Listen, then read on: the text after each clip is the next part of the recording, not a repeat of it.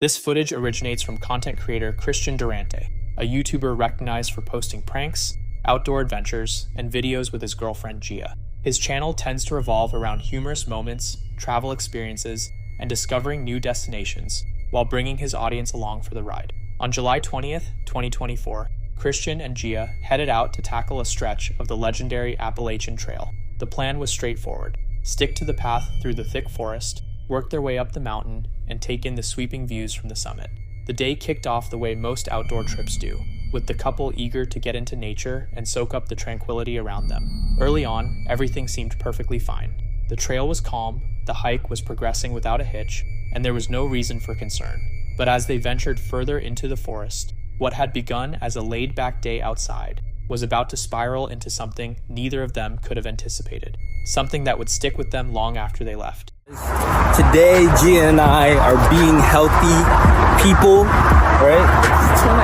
We're trying to be healthy people, so we're going on a hike right now. Appalachian Trail. I don't know, but it's supposed to be like 5 miles, bro. It's about to be crazy. This is the trail going this way. Are you ready? Yes. They did say it's like 5 miles, babe, so you better be ready. It's 2.2. No, it's 2.2 miles. It's that way, then the trail starts. I probably shouldn't have eaten McDonald's before going here. Ooh. I'm not gonna lie, we ate McDonald's. Well, I did. Actually, no, you ate too. Yeah, I We ate McDonald's before coming here, and it's already... It's hitting me. It's hitting me. And also, I was sick for the last couple of days, so... It's really not helping out, honestly. Careful, man. Your outfit's kind of cute, though. There's not that many people on this trail right now. Saturday morning, so... It's kind of cool. You good? It's not morning. It's like 2 o'clock. I don't know why she has to say stuff like that, honestly. So, it didn't actually start yet, did it? Bruh. It's just now starting. Does it say how long it is? No, right? Distance 2.2 miles. Oh, it's only 2.2 miles. You were right. I know. Okay, so it's not that bad. So 4 miles total. You got it, babe? 4.5. 4.5. Okay, that's not bad. All right, let's go. Trail's this way, shorty. Not that way, this way. It's actually not. Initially, nothing felt wrong. The woods were serene, the path ahead was quiet, and the hike was unfolding just as they'd hoped, surrounded by towering trees and the ambient sounds of the wilderness. Christian and Gia kept moving toward the mountain, but before long, something odd pulled their attention away from the trail entirely. Time ever like hiking, so I don't really expect us to like, you know, be super like clean with it, you know. The dude's wearing a hoodie. I don't know why he's wearing a hoodie. I don't even think that's a trail. That's not even a trail. It's weird. And why is he wearing a hoodie, sweatpants, and like, it's way too much, bro. As they pressed on, Christian and Gia noticed a man dressed in a black hoodie. On the surface, it seemed unremarkable, but given the heat and the physical demands of the hike, his heavy clothing struck them as strangely inappropriate for the conditions. He passed them on the trail, and they didn't think much of it at first, but within minutes, something uncomfortable registered. That same man was now behind them again, even though he had already moved ahead. He appeared to be tailing them, keeping a steady distance as though tracking their every step. Let's go, and the view was definitely worth it. But I'm the view now. She's definitely the view. I want to put her up on the view. You know, we didn't bring anything. Look, we're not prepared. No water. We didn't bring water. No bug spray. That's... Yeah, there's no what? We have... What else do you need? I don't have a charger for my phone. So if my phone dies... Wait, why didn't we bring water? I brought water, but we left it in the car. Yeah, I don't know. It's fine. We'll make it back. It's only 4 miles total. 4.5. 4.5. That guy's back. Should we let him pass? Yeah, maybe. We'll just like stop them out. Yeah, we're gonna let him pass real quick. I'm gonna get something on my shoe. Okay. Why do you always have something going on with your shoe?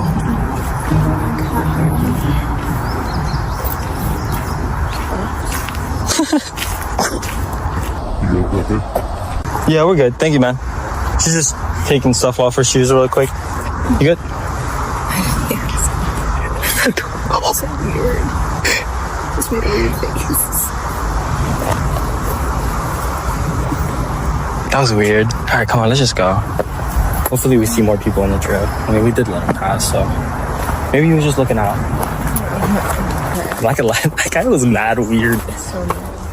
Cause like, I didn't know what to say. I didn't say anything. I just. you just made a really weird face. Smiled. Dude, I know I look crazy right now, bro. I need a haircut. I'm actually getting a haircut this week, so. Come on, man. You already tired? Yeah. I'm already tired too. My hair looks crazy right now. Then things got stranger. With the hooded man once again visible behind them, Christian and Gia decided to let him pass. They paused along the trail, and Gia crouched down to fix her shoe.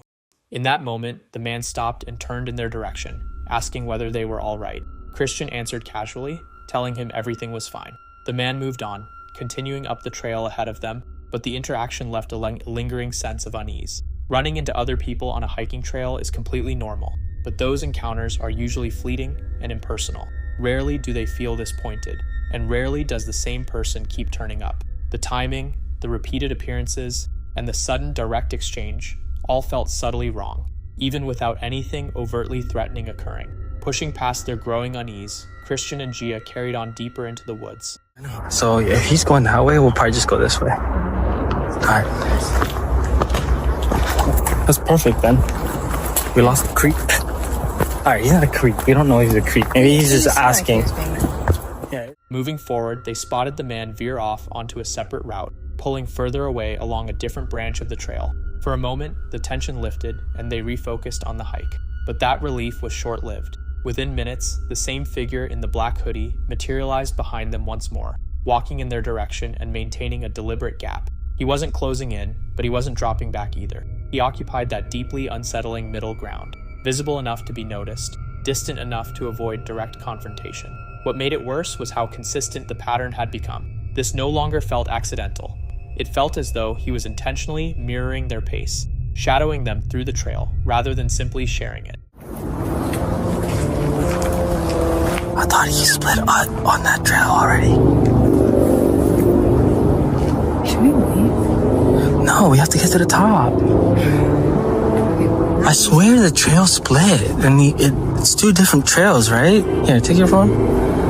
I don't like that. I'm kind of scared. I know, that's our second interaction with them. He's like purposely slowing down so that like he's over there, you see him? Maybe that's like what we heard, him coming back around. Oh, that noise, right? He probably saw us. What do you think? Do you think we should continue? Okay, let's go like a little bit longer, and if we see him again or he talks to us. I mean, there's a few people we've seen on the trail, so it's not like we're alone in the trail. But I will say it's a little creepy because like we are in the woods. You know, like even if you do need help, like it's still gonna His behavior was becoming harder to rationalize. They had watched him branch off onto a separate path with their own eyes, yet he kept materializing behind them regardless. At that point, dismissing it wasn't an option. It genuinely felt like he was deliberately tracking them through the forest. Christian and Gia kept hiking, and for a short while, he was nowhere to be seen. That window of quiet brought some relief. They figured he had finally moved on or taken a completely different direction, and they pushed ahead hoping to reach the summit where other hikers would be around. But midway up the climb, that relief evaporated in an instant. Something unfolded right there on the trail that shifted the whole encounter from deeply uncomfortable to outright frightening. keep hearing stuff in the woods, bro. What?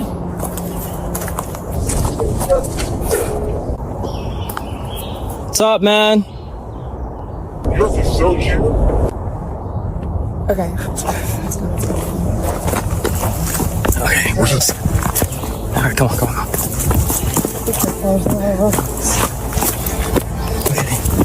That was the last straw. We're heading back. There's no way we're finishing that with that guy on the trail. Do you guys hear what he said? I know, he's not coming. He is coming. Here, no, just speed walk, because like, yeah, if you get hurt, yeah. He's coming after us, bro. Like, he literally was sitting on the rock and he goes, oh, it's you guys again. Let's just go. I don't know if you guys can hear it. I don't know if the camera picked it up, but he said, oh, it's you guys again. It's that cute couple. I think we lost them. Yeah, he kept calling after us too. Yeah. He's still saying, oh yeah, he's coming back. Come on. I might have to put the camera down so we can run. Alright. Yeah. Come on. Shut the camera down. Christian and Gia then spotted the man seated on a rock alongside the trail. As they walked past, he looked up at them and remarked that he had seen them before, then added that they looked cute. Trusting their gut, they immediately scrapped the rest of the hike and made the decision not to push on to the summit. They turned around and started making their way back to the car as fast as they could. Their hearts were racing as they descended the trail, only to realize the hooded man had fallen in behind them once again, staying uncomfortably close. They didn't slow down until they reached their vehicle, and then, just as abruptly as he had first shown up, the man was gone. Christian and Gia got out of there fast, rattled by what had happened and grateful they had listened to their instincts before things could go any further. What makes this encounter so disturbing isn't simply that the hooded man showed up multiple times, it's that he kept reappearing even after the trail had forked and separated. A single crossing of paths is easy to chalk up to coincidence, and even a second one might be explained away. But as the sightings continued to stack up, the idea that any of it was accidental became nearly impossible to hold on to. Every new appearance reinforced the sense that he was deliberately keeping tabs on the couple's whereabouts. What's especially troubling is that his conduct seemed intentional rather than incidental. He wasn't just another hiker moving through the same stretch of wilderness. He appeared to be engineering these encounters, establishing a pattern of surveillance that suggested the couple had caught his specific attention. In many unsettling situations, it's rarely one isolated action that raises alarm. It's the accumulation of smaller behaviors that collectively form something undeniable. Here, that pattern pointed consistently toward calculated focus. Things grew even more disturbing when he was later found sitting on a rock in an oddly posed manner, before directing a comment about the couple's appearance toward them. On its own, the remark might seem trivial, but context changes everything. Coming after a string of unexplained reappearances throughout the trail, the comment reads less like a throwaway compliment from a passing stranger and more like a signal that he had been watching them closely for quite some time. Rather than feeling like casual small talk, it carried the weight of someone acknowledging an extended period of observation. The deliberate way he had positioned himself on that rock only deepened the impression that he had been waiting for them to come to him, rather than simply stopping to rest. One theory is that the man harbored some form of jealousy or resentment toward the couple's relationship. If he had experienced personal rejection, loneliness, or painful relationship history, witnessing a young couple enjoying each other's company could have stirred something hostile within him. Certain individuals develop a bitterness toward people who seem to embody what they feel they have been denied or can never have. While this remains speculative, it provides one plausible lens through which his initial fixation on the couple might be understood. Another possibility is that the couple's youth made them feel like an appealing target. Predatory individuals frequently gravitate toward those they perceive as more easily intimidated, manipulated, or overpowered. He may have sized them up as inexperienced outdoors, unprepared for a threatening scenario, or unlikely to respond effectively under pressure. If he believed he held a physical or psychological advantage, that confidence may have grown as the encounter continued to develop.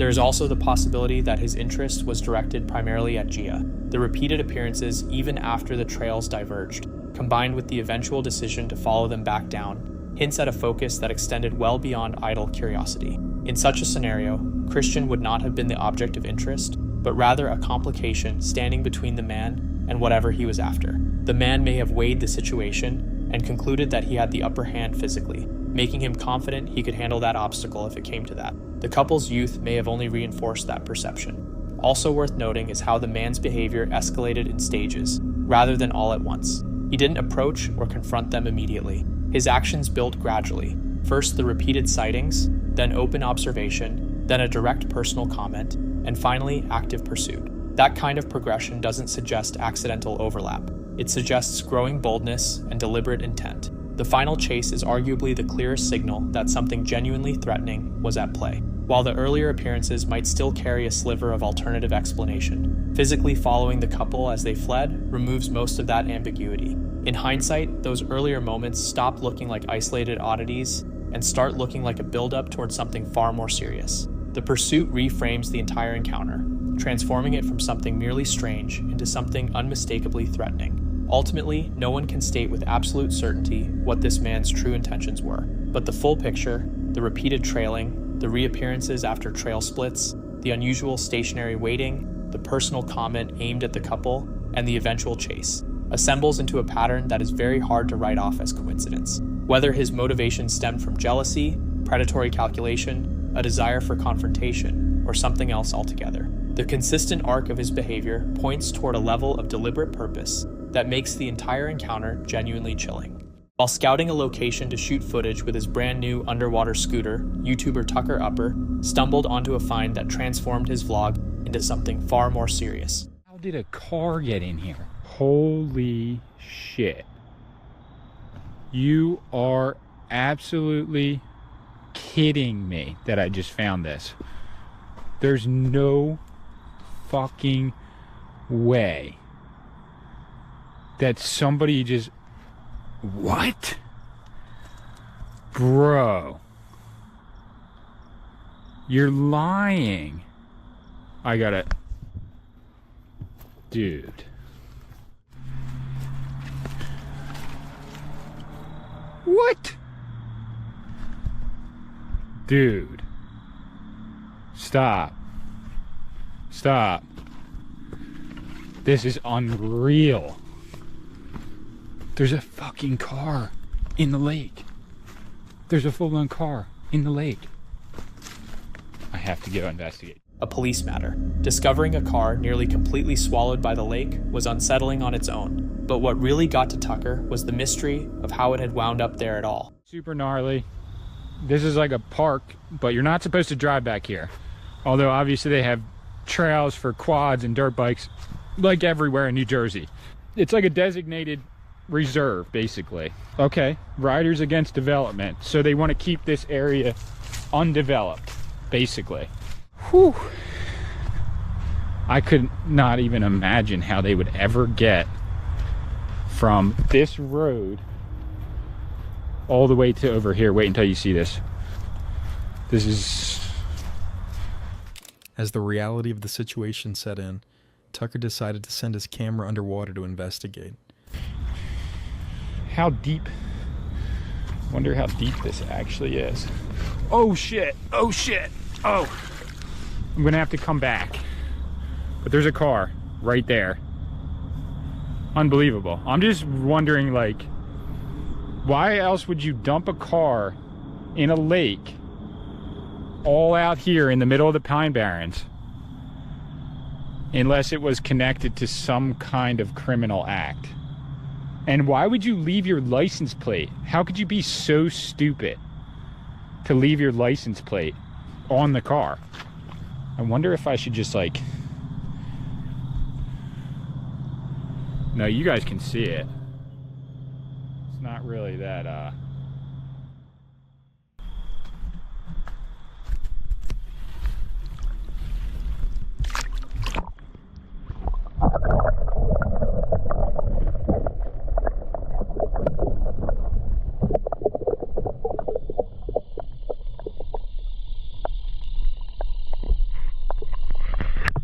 The murky water made it nearly impossible to make out anything inside the vehicle, yet the footage did give away one important detail. The trunk was thrown wide open. Rather than calling the authorities right away, Tucker chose to head back the following day. This time he arrived ready. Wearing his wetsuit, he went in and approached the sunken car himself. I'm going to attach the GoPro to a selfie stick, just with duct tape. And then I'm going to... I have the sub NATO attached to the bottom of my surfboard, right? And I'm gonna just float along, selfie stick in hand, past the car and just film with the selfie stick and try and get some shots. Just see how it works. Not really sure. I've never done anything like this before. All right, let's do this.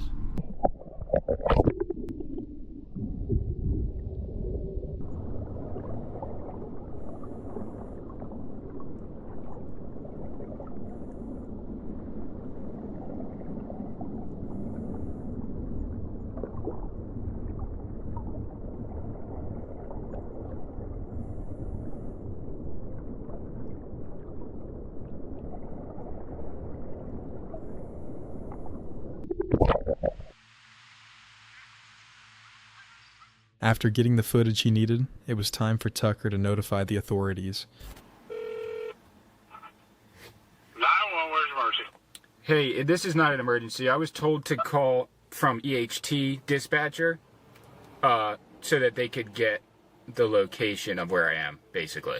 Yesterday, and I was literally just walking in the woods, and I was filming in the lake, and I saw a car in the lake, literally. So I just put my GoPro on like a stick, and I filmed like a video of it underwater, and then I went home, like not thinking anything of it. I thought maybe some kid just like drove a car in there.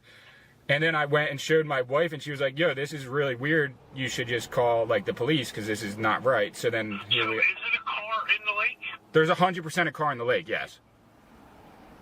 Okay, it's back in Gravelly Run at the Sandwash? Yes, exactly. I literally have like drone footage of it in the lake. Like it's clear as day that there's a car. Are you out I'm on the road by Gravelly Run? Yeah, I'm sitting right here in a white truck. Yeah. I can wait here if you guys want. Just stay right there. You have the footage with you? Yeah, I got footage, and also I can just like point out where the car is. It's hard to see because of the lighting right now, but it's right there. And yeah. You're gonna wait pickup since? Yeah, exactly. All right, I'll have an officer there shortly. Okay. I had to report it though. There's nothing else I can do. I'm just trying to do the right thing. Hey, how are you, dude? Good.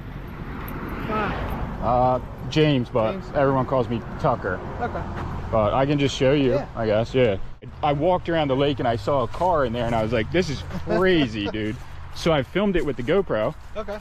Went back to my house, didn't really think about it. I was like, yeah, some kid obviously drove it in. Yeah. I showed my wife the video and she was like, yo, this is really eerie. Like, you should definitely call the police, basically. Yeah, this wouldn't be the first time either. Really? Yeah, I just thought it was weird because the car looks pretty new. Yeah. And there's a license plate on it. So like if were you able to get the license plate off of it? I was able to get a video of it. Okay. Yeah. I can't remember exactly what it was, but With a law enforcement officer present and the license plate run through the system, Tucker finally had the answers that had been gnawing at him ever since he first laid eyes on the vehicle. it's stolen or something. Just because like I know how much people spend on their cars, and it's not like you're just gonna even. I don't know. It's rough out here. I don't see how someone would just leave a car in a lake and not be like super pissed about it or like upset. Pretty gnarly though, because like I've been out in the woods doing stuff. NTIC a stolen vehicle at a call Yeah, stolen. It was stolen. Yeah. Wow, that's so gnarly. Holy shit. I thought someone just did it by accident. What the fuck? What'd they do that for? That's so crazy. And you guys have to extract this? Yeah, we'll have the dive team come out and we'll get a crane somehow. I don't know how they're gonna fit. That's gnarly, dude. And they'll figure it out. They might have to go all the way. While plenty of the footage we cover here represents someone's absolute worst nightmare, Tucker's situation turned out to be one of the lucky ones. No one had been hurt, and there were no fatalities tied to the missing car. It had simply been taken and abandoned. From that moment on, the matter was in. YouTuber Lou Rock headed out on a camping trip alongside his buddies Joe and Todd. While exploring during the day, they came across an old, deserted structure not far from where they'd set up camp. Once darkness fell, curiosity got the better of them, and they decided to go investigate. Holy crap, that's a big spider web. So guys, look at all these cut down wood. Is this like this all these trees that are falling?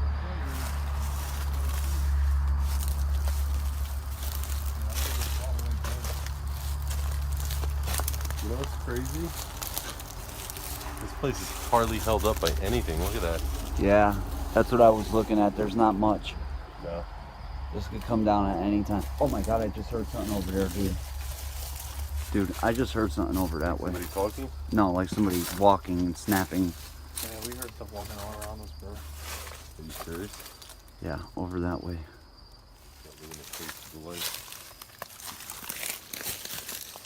Ooh, what's that smell? Smells like sulfur, right? Oh my gosh. Are you serious? Smells like sulfur over here, real bad. Real bad. Yeah. What is that? What is that? Oh my gosh. What was that walking behind us?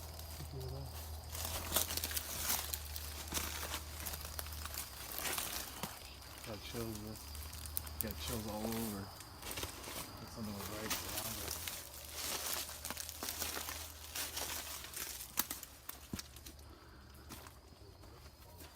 This place could literally fall down at any time. Completely. Holy crap. You're nuts. You guys are nuts. Inside, the place was falling apart. A sharp, sulfuric odor hung in the air, and the whole atmosphere felt deeply unsettling. Yet nothing out of the ordinary seemed to occur. They made their way back to camp and called it a night, but once the footage went up online, viewers noticed something that sent a chill down everyone's spine. A white, woman-like figure standing silently near the building. Lou and his friends had no idea she was there. Even now, nobody has been able to explain what it was.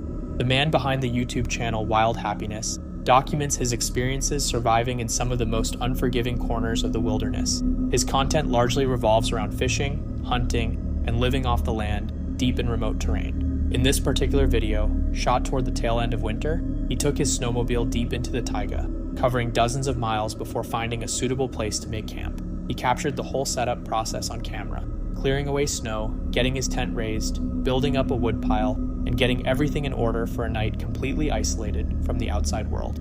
He was just about to call it a night and had switched his camera off when he suddenly picked up the sound of something moving through the snow just outside his tent. It was 2 a.m. He pushed outside to figure out what or who might be circling around his camp. Друзья, спокойной ночи.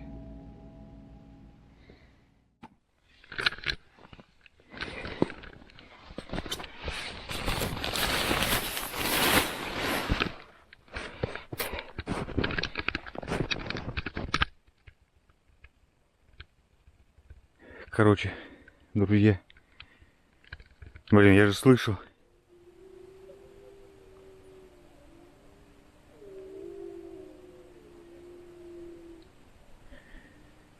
Капец, реально волки, друзья.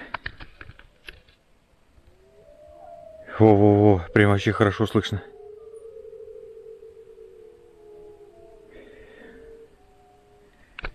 Да ну нафиг, я, короче, домой. That's when the howling and snarling of an entire wolf pack started reverberating through the darkness. The atmosphere of the nighttime forest was nothing short of terrifying. After letting a few colorful words slip into the lens, he concluded that his best bet was to stay tucked inside his shelter and wait it out until daylight. The wolves had already caught his scent, and the threat to his life was very, very real. YouTuber Exploring with Angelo and his buddy Frank hauled a hot tent deep into northern Ontario, setting up camp in a stretch of forest that locals have long whispered is haunted. Their very first night started falling apart before they'd even finished pitching the tent. Every spot they tried to drive stakes into hit solid bedrock just beneath a thin layer of moss, forcing them to abandon their original plan and start from scratch while the daylight kept slipping away. No, still not gonna work.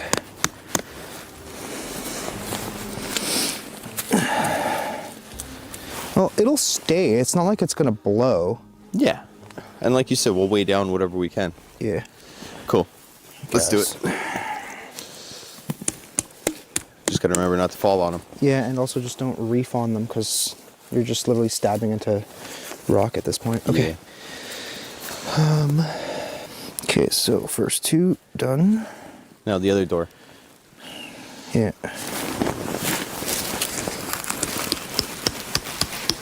Yeah, some of them are going in sideways pretty well under too. Like that one's actually working.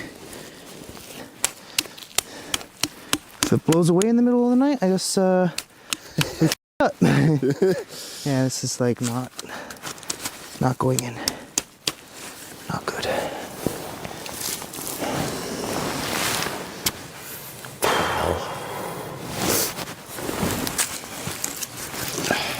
I mean, it should stay. I mean, hell, oh yeah, but we had it sting with bricks. Huh? Said we had it sting with bricks. I'm just remembering that. Yeah, we don't have bricks anyway. It's funny how that one spot I kicked kept going down. Oh, that's not there. This one's okay. Okay, well, good enough. We'll have to put the pole in the middle.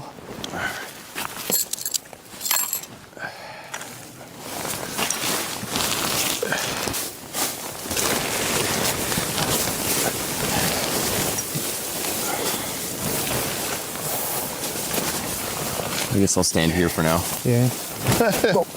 Remember the ground's closed.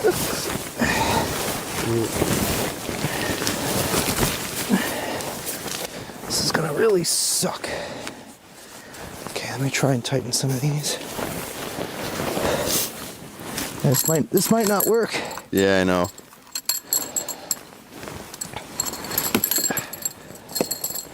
No, it's not gonna work. They all came out. Okay. All right, we're gonna find a new clearing. So our dilemma here is we are quickly running out of daylight, and that's as far as these go in. And they're literally there's just rock under there. This is not gonna work. So we're gonna have to find a better spot.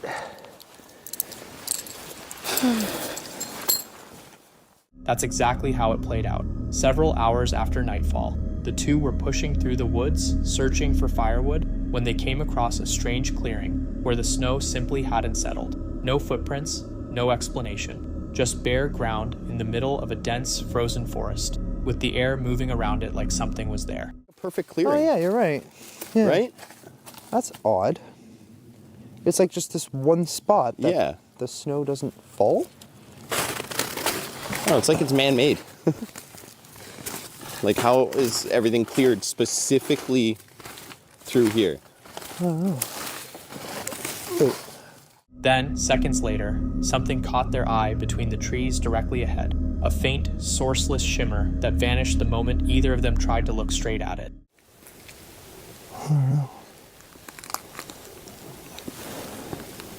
That's weird. I thought I just seen something in the camera going between those trees. Did you? Yeah, like very faint, like it glimmered. Oh.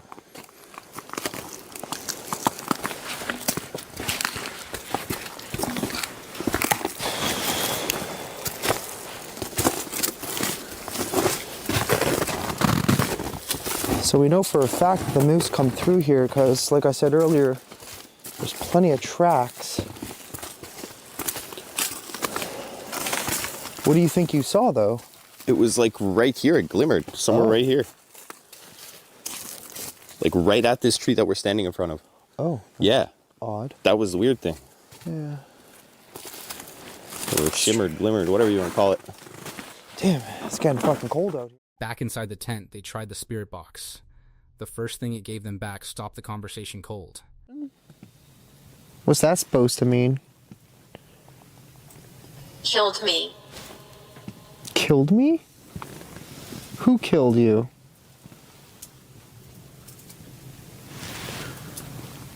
And this time, there was no talking themselves out of what they'd seen, not with two words hanging between them that neither one wanted to say out loud. Hearst Urban follows Dan as he spends the night at locations tied to dark and troubled histories. On May 15th, 2026, he dropped a video filmed at a spot locals refer to as the Halloween Forest. Dan heads out there solo, making his way through the trees on foot after dark, before eventually retreating to sleep in his car. Tonight, guys, we are at a very ominous location. We have arrived at what is locally called the Halloween Forest. This forest is called the Halloween Forest. No reason. I think it's because there are so many whatever types trees it is that turn like the orangish yellow color. But anyways, doesn't matter. The forest carries a grim backstory involving two hikers who were beaten to death there sometime in the 1980s, with an official police report noting that no human being could have produced the level of force involved. At one point during his walk through the trees, Dan suddenly comes to a stop.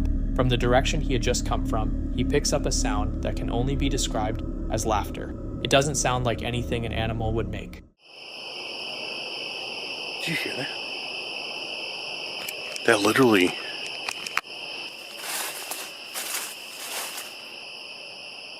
That literally just sounded like laughing. He turns back toward the darkness and goes completely still for a moment, seemingly unable to take a step. It sounded like a laugh or a chuckle from right over there. That's weird. I think we're getting into something now. I don't know if it's something or somewhere. Then his spirit talker device produces the word evil. Almost immediately after, something large tears through the undergrowth behind him. Dan whips around fast, but there's nothing there to see.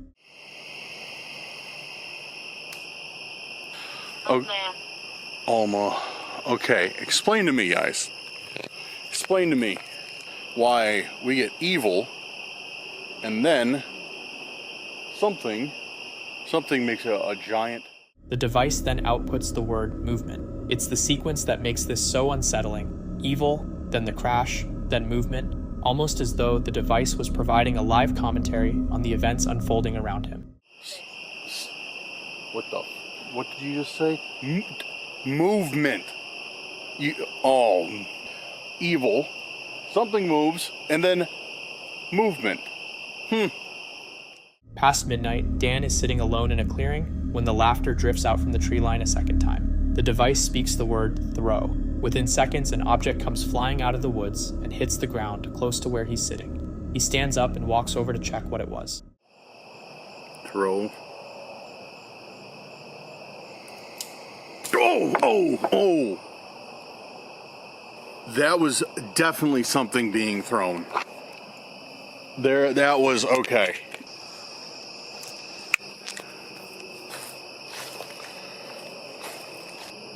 What was it? I hear Spirit Talker saying something. What was it that was being thrown?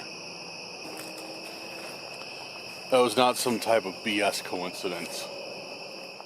Later, Dan snaps awake before his alarm goes off and steps out of the car. He knows for certain he walked right through that very spot when he first arrived, but something is now there that wasn't before. When he shines his light downward, he discovers a flawless pentagram drawn into the ground directly in front of him.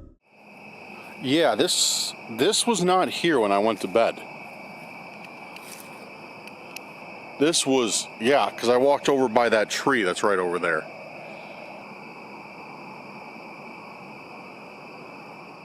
What makes all of this so hard to shake is the way every warning seemed to arrive just ahead of whatever followed it. If Dan truly spent that entire night out there alone, then who left that symbol while he, back in June 2014, a pair of hikers were making their way along a trail when their fitness tracker ended up recording something it was never built to capture. A mountain lion tailing them, relentless and unwilling to back off. For close to 6 minutes, they retreated step by step, staying side by side, trying to make themselves appear as large as possible. The big cat wouldn't quit. Each time they moved, it moved. Each time they froze, it froze too, just standing there, staring them down. We're no good. No good. Pausing workout.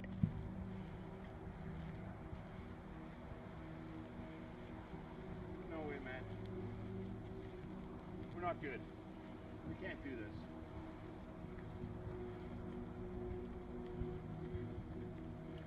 You have to let us go today.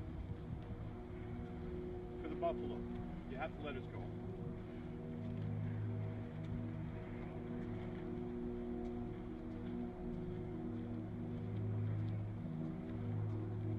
We got nothing for you. We have nothing. We'd give it if we had it. Hey, back.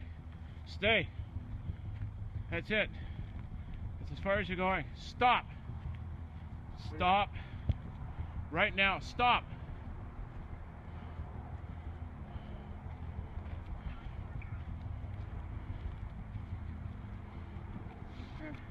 We can't.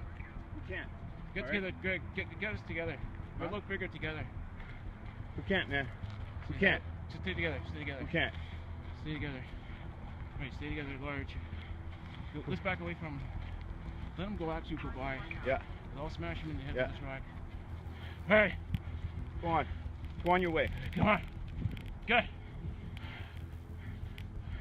It'll be your part from now on, okay? Okay, Greg. Yeah? Look around for a rock. Wait a second. If he hits, I gotta hit him in the head. Back! Back! Back! Back! Get in there. Get away from him. I can't get around. I know. We have to do this. Just have to keep doing this. They scooped up rocks, bracing for a fight. One of them told the other to go for the head if it lunged. They avoided direct eye contact and kept talking to each other, voices as calm as they could manage, trying not to set off the animal's predatory instincts.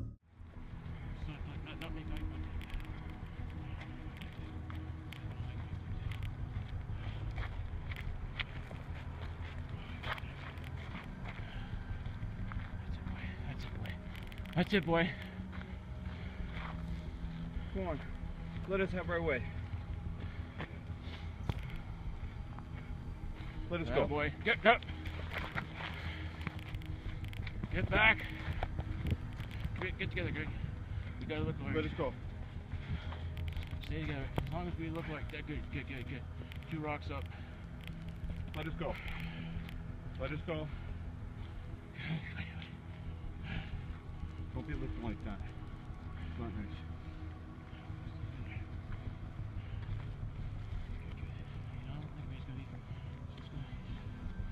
Just keep her cool. Yeah. It's not that far back, actually. But get ready to hit him in the head. The cat prowled back and forth, closing the distance until they could make out every feature of its face. Atta boy. Show us how you do it. Good boy. Good boy. Atta boy. That's cool, buddy boy. You just keep doing that. You're the man. That's it, boy. Stay away from me, though. Stay away. Stay away. Okay, keep together. Sure. This guy will alert us in a second. Go throw that rock if you have to. It's our lives here. Yeah, look at beware of wildlife. Use at own risk. Holy shit. Hey. Atta boy, big guy. Beautiful. Atta boy. Atta boy. Atta boy. Then, at last, it turned away and vanished into the undergrowth. Their fitness tracker simply picked the workout back up, completely indifferent to what had just unfolded. The two of them stood there, trembling.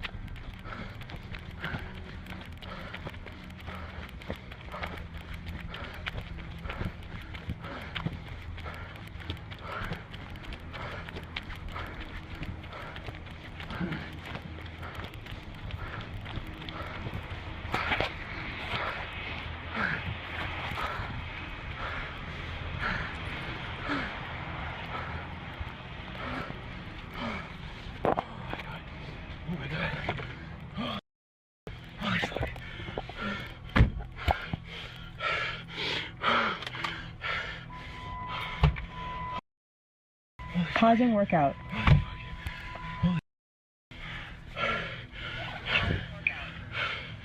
Take that rock and put it in your garden.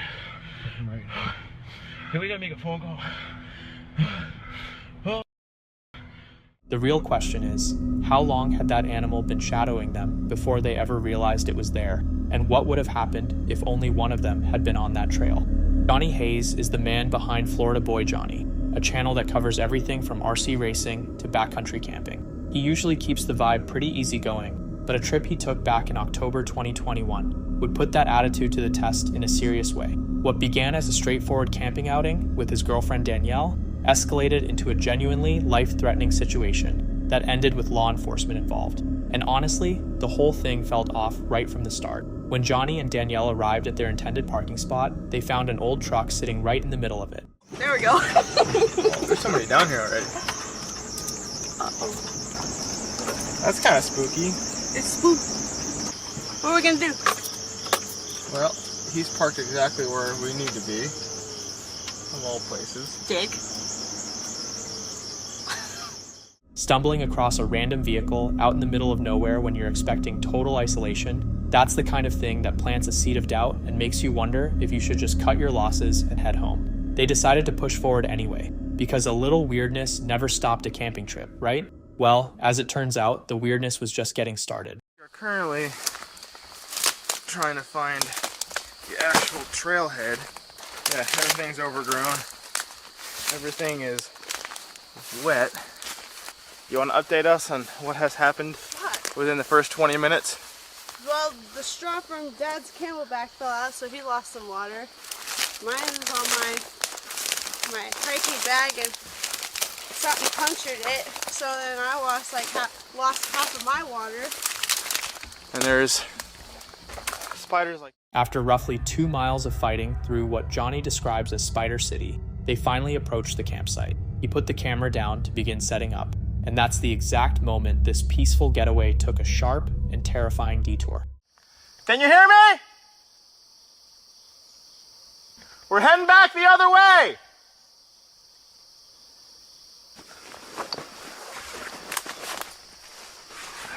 Grab your bag. We're trying to find the trail.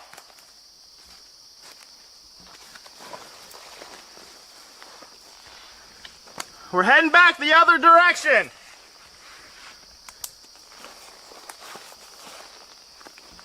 Hurry. Oh, I'm trying.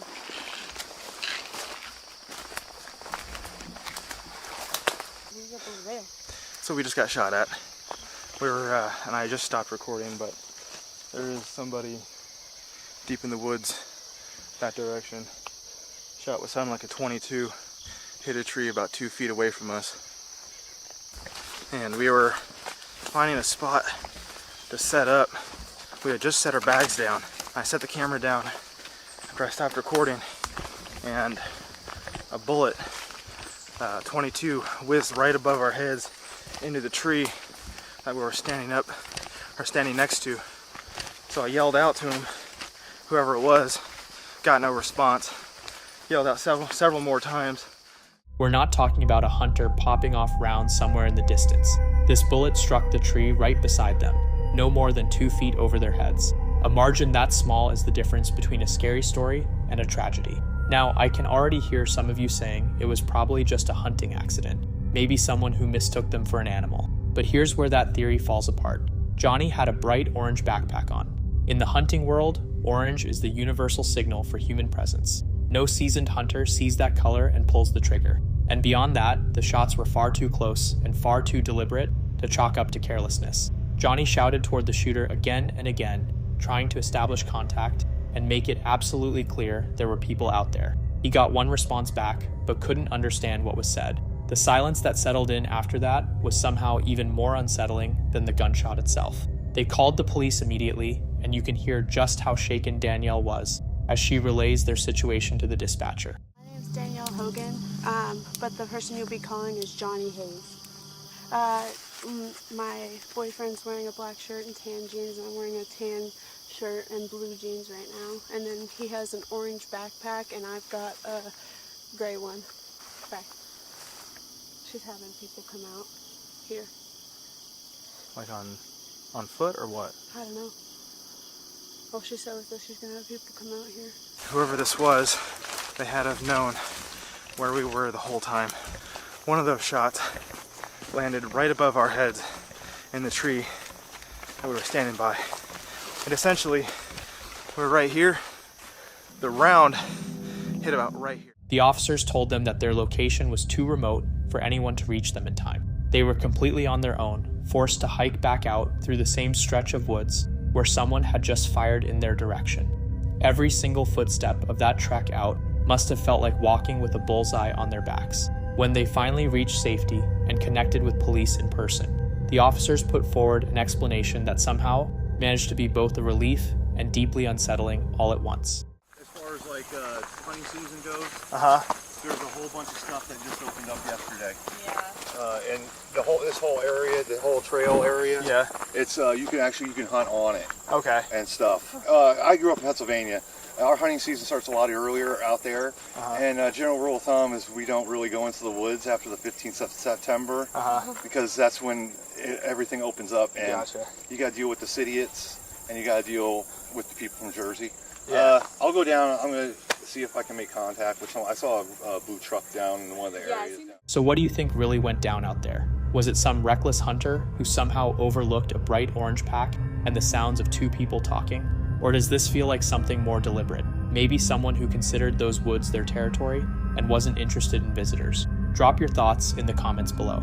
And if you've got any camping trips lined up during hunting season, maybe don't rely on just one orange backpack. bring an air horn, or honestly, just wait until the season wraps up entirely. This is the story of Deji, a YouTuber who built his following on comedy and challenge content. One evening, he headed out with his friends Jello and Kieran to shoot a wilderness survival challenge deep in a remote forest. The whole thing had been arranged after Jello tracked down someone on Facebook who claimed to be a survival expert, a person who, oddly enough, insisted the meetup had to happen after dark. Carrying nothing but a camera and a flashlight, the group left their car behind and pushed into the trees, where the quiet and total lack of phone signal slowly drained every bit of excitement they'd walked in with. I found a survival guide from Facebook. Facebook, yeah. I mean, this is his idea, so if anything... No, it was our idea. Don't try and this is his idea. So, honestly, like, apparently this guy, I don't know, you tell me what, you talked to him. No, yeah, so I went on the Facebook group, I typed in, like, survival expert. Yeah. Facebook has everything. Yeah. Found this guy. This guy was like, yeah, man, like, I can show you around, I can show you how to build a tent, I can show you everything. Like, I do loads of treks all the time, like, I've lived in the wild before. Okay. I was like, yeah, let's do it. I said, let's do a video. But why at like 10 p.m? Because he said nighttime's better. He said, what you're saying? He told me he's here, but we got no signal. Jello's cheerful energy didn't last long, dissolving into nervous laughs, half-joking comments about being pranked, and pointed questions about whether anyone had brought a weapon. Something about the whole setup had stopped feeling like a fun shoot. The further they moved through the trees, the more oppressive the atmosphere became. Shouting out for the so-called expert only made things worse, with odd noises and movement in the shadows filling the gaps between their voices. What had kicked off as lighthearted content was rapidly becoming a genuine test of their courage. If this is like some prank, or like we're gonna get killed or something, like... Why would I put myself under this pressure to get killed? What? I swear down, I just saw like a shadow run across, bro. I'm going home. You said you'll find us? He will find us. Bro, if this is like some scary... This is nice. The mood shifted sharply when Deji spotted a motionless figure standing in the dark at a distance, the survival expert, completely silent, just watching them. His stillness was somehow more unsettling than anything the forest itself could offer. When he eventually opened his mouth, the near predatory edge in his voice made the whole encounter feel even more disturbing. Someone standing there. There's someone standing there. Kieran? He's not waving or anything. Hello? Bruv, I'm not doing... No, this is your idea. You go first. No, I'm keeping my eyes on him. I've seen horror movies. I don't know if he's joking. Huh? I can see you guys from over there. From there, the so-called lessons got stranger by the minute. He instructed them to straddle a tree trunk to keep spiders away, issued warnings about lethal snakes in the area, and presented chopsticks as critical survival gear. He even produced what he described as an emergency blanket, backing it up with a story about a fictional material from a war that never happened. With each new instruction, their unease climbed another notch. You see him? Bro, they come... No, there's some nest or something here, bro. We have to get out of this area. No, that's the worst thing you can do. When you're got an infestation, right, of f***ing radioactive spiders, because they're all radioactive, man, right? The worst thing you can do is run. Yeah, what you gotta do is, now this is protection, right? So, you sit on this. You want to sit on that now? No, I want you to sit on that thing. That's what she said. You sit on it. Can you do it, Jello? No, you do it. The spider wants you. Who the king of the jungle is. Are there snakes in this forest? Oh, fine. We're gonna go deep in this place. You're gonna experience things you never thought were possible. You're gonna learn stuff you never even knew people knew. By the end of this, one of two things is gonna happen. Either you're gonna be able to live with snakes, reptiles, dangerous creatures, or you're gonna be dead. Or maybe seriously injured. Where's the survival? This is step one. Nah, is this a troll? It's not a troll. There's no troll. You said you want a survival, bro. And he's hit to help us survive. Simple chopsticks, but these can save your life in a tricky situation. Uh-huh. Infestations. Put them down in the ground. All right, so what's the purpose of that? Well, I'm glad you asked me. You see, the thing about infestations is that they become familiar with a place. And what you have to do to make that place your own is to make it unfamiliar to the infestations. Like polar bears. They migrate. Polar bears? Oh, fuck yeah, they migrate, man. How do we have polar bears? Oh, everything is possible. Wait, so you're telling me there are polar bears in this forest? There might be. Okay, cool. What? Like a cowboy. See there? What? Now, this might save your life. See this? Emergency blanket. Now, you know what this blanket is made out of? What? Pythagoras, okay? This Pythagoras material is the strongest material known to man, invented by Canadians in Alaska during World War II, right? In the worst storm recorded, surrounded by Nazis. 2 of them left. They nearly died of hypothermia. They built this, they made it. When was World War II? In the 40s. 19 what? 1940, something. 1, 2. Doesn't matter, okay? What matters is they invented this, they saved their lives, and not only did they stop themselves from getting hypothermia, turned them into super beings. They took out the entire battalion of these Nazis. The bare hands. So, if it gets cold tonight, don't open it. No, you can't open it. I'm your friend. You're going to release the heat. Everything boiled over when Deji casually discarded an emergency whistle. The expert launched into a fierce, almost unhinged speech about how that whistle could be the difference between life and death, rattling off a list of extreme scenarios with alarming intensity. That moment made one thing clear. This wasn't just an eccentric guy with odd hobbies. He seemed genuinely volatile. Knowing they had to leave, Deji and his crew fabricated a reason to step away, mentioning equipment they needed to retrieve, and began carefully retreating, fully aware that eyes were still on them the entire time. We are emergency whistle. What did you do that for? Now what if we have an emergency? You're a dickhead. Why did you do that?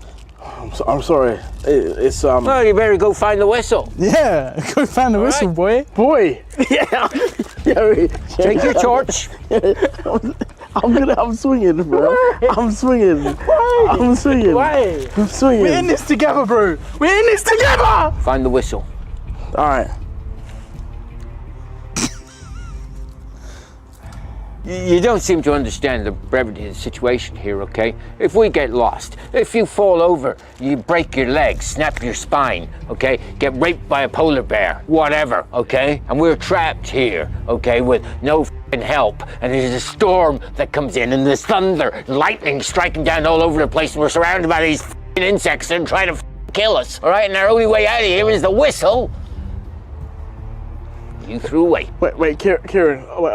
Wait, hold that for 1 second. Can you just stay here for a bit? Give me 1 second. Jano, come, Toddler, come on. Okay, hold this. You can have the tent. It's a free tent. Hold this. They sprinted through the pitch-black forest until they'd finally put enough ground between themselves and the stranger. But the unease didn't disappear with the distance. Who exactly was that man? And what had he actually been planning? A straightforward YouTube video had transformed into a stark reminder of just how vulnerable you become when you're isolated with someone you don't know. Fortunately, their instincts kicked in, and they walked away without harm. One lesson stuck with them above all else. Next time, they'd be finding their survival experts somewhere other than a Facebook comment section. Uploaded on January 11th, 2025, this clip originates from a YouTube channel called Wiggins Wild World, operated by a couple named Coin and Victoria, who document their off-grid homesteading life out in the Arizona desert. Their content is generally upbeat, covering land development progress, alternative gardening methods, and a genuine passion for back-to-basics living. But during one of their earliest walks across a newly acquired 20-acre plot, something brought them to a dead stop, and what they found may have transformed their dream property into the setting of a potential tragedy. Coin and Victoria are out hiking the land, trying to pin down the corner boundaries of their first 5-acre section. The mood is warm, playful, full of admiration for the rugged Sonoran landscape around them, until Coin spots 2 old Mexican peso coins just sitting in the dirt. First we found a couple pesos and we we're like, that's cute, washed away from Random. Mexico. Like, I was just walking, I kept finding stones, and then all of a sudden I like looked down and I thought it was an Apple AirTag, and it was 2 pesos. 2 pesos from like 90. The coins are dated 1992 and 1998. Strange, sure, but not immediately alarming. Their first thought was that the coins had been carried down through the dry wash system over time. Then things take a darker turn. Kid's backpack, like a kid-sized backpack, which wouldn't like be too alarming or anything, but it's like in the wash. And a little while ago, just randomly walking through here, we found 2 pesos, like 2 peso coins, and we found a little kid's shoe.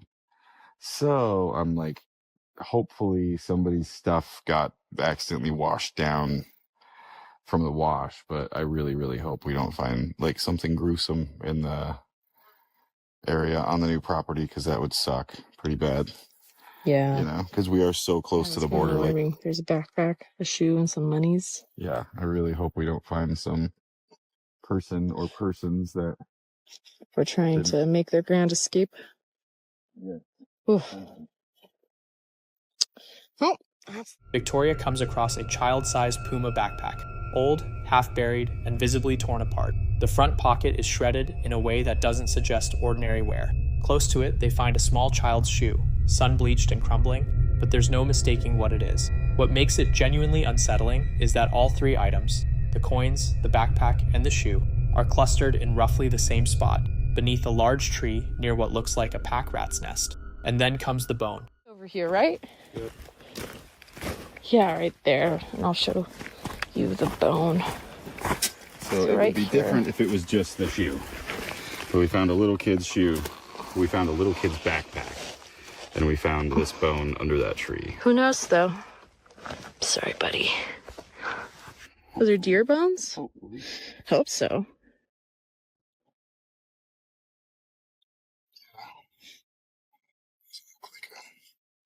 Doesn't that look like a really clean cut there? Oh, shit, yeah, it does.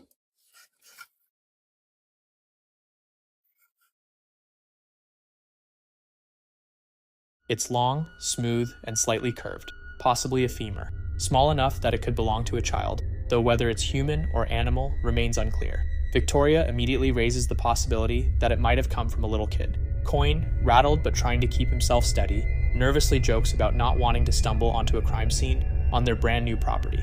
They soon turn up additional bones in the area, and one of them appears to have a clean cut, as though it was made with a blade. They shift into documentation mode, filming everything carefully while confronting the darker possibilities out loud. This region of Arizona sits along well-known migrant crossing routes, where people travel on foot through brutal conditions, extreme heat, severe dehydration, and in some cases, the threat of human trafficking. Children's belongings mixed with what could be human remains points to a potential connection with that ongoing crisis. Later, they contact the local sheriff's department through the non-emergency line, and a deputy agrees to come out to the property. Coin and Victoria get ready to walk the officer through everything they discovered, still without any real answers about whether what they've uncovered is simply sad or something far worse. No identification, no clear explanation, no resolution. It's the kind of thing that stays with you. And even though they're holding out hope that the bones belong to a deer, the weight of what they might mean hasn't left either of them. As always, drop a comment and let me know your thoughts on this one. Posted to YouTube by Uncanny Expeditions, this Area 51 adventure has shot to the top of the community's favorites almost overnight, with viewers in the comments going as far as calling it the greatest Area 51 footage ever recorded. And honestly, from the very first frames, it's not hard to understand why. The creator spent months working along the north rim of the Grand Canyon before finally returning to his roots, out in the heart of the Nevada desert. Fighter jets are already tearing across the sky overhead, and just the previous night, a sonic boom at 3 a.m. rattled the silence of the Paranite Valley. Whether it originated from Nellis Air Force Base or from Area 51 itself, nobody can say for certain, but it establishes the atmosphere right away. This is a place where classified things unfold in the dead of night. It is good to be back. So if you've been following along on my social media posts, you'll know that I've been living and working at my job at the north rim of the Grand Canyon for the last couple of months. As of yesterday, July 21st, I'm officially starting YouTube full-time. So super excited to be back out here in the Nevada desert. I don't know if you guys can hear it, but there's already some fighter jets flying over. In fact, I spent the night down here in the Paranagit Valley last night, and About 3 o'clock in the morning, I got woken up by a big sonic boom, so I don't know if it was something coming over from Nellis or if it was a test flight from Area 51. Who knows? I was half asleep. Today, we're going to be doing a Tikaboo Peak climb. Good old Tikaboo Peak. This time though, I'm much more prepared than I was last time as far as camera gear. I know there's a crazy huge fire going on nearby Area 51. I'm hoping that it's not gonna obstruct my view too much, but we'll see what the smoke plume looks like when I get up there. It's gonna be about 94 degrees or so for the high. I'm leaving relatively early on my trip here up to Tikaboo Peak. I'm gonna leave probably about 7:30 or 8 o'clock. By the time I get to the trailhead, it's gonna be 10 degrees cooler anyway, so I'm not too worried. I'm packing plenty of food, plenty of water, hopefully all the camera gear I can carry. I can't wait. The day's agenda is no small undertaking.